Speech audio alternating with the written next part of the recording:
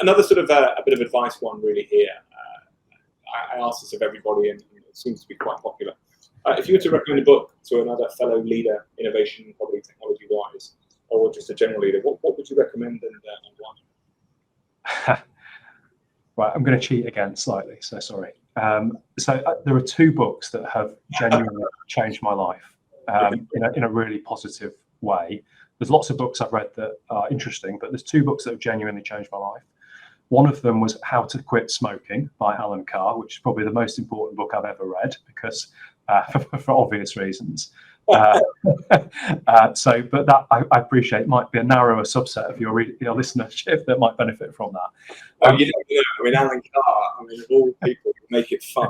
It's a different one. It's a namesake. But the other book that I think is incredibly relevant for people in an innovation or change role is a book by Spencer Johnson called Who Moved My Cheese? I don't know if you've read that one, James. It's basically, for those who are listening who haven't read it, it's basically a story about four mice who are in a maze looking for cheese, and then somebody moves their cheese, basically.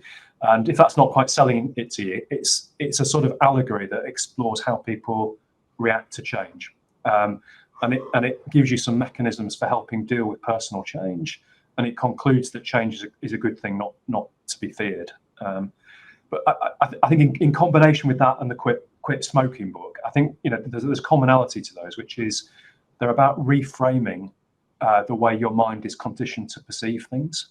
So people, when I was a smoker, I would have an internal rhetoric that said I enjoy smoking, and I think many people in a business that's undergoing, the dynamic business undergoing change, people's natural internal rhetoric is change is a bad thing to be feared. It's going to disenfranchise me in some way, and that is a really self-limiting view on change that I think I would fully endorse that people who feel that way read this and then come back and see if your perspective is changed afterwards, because it really frames change as an opportunity for everyone.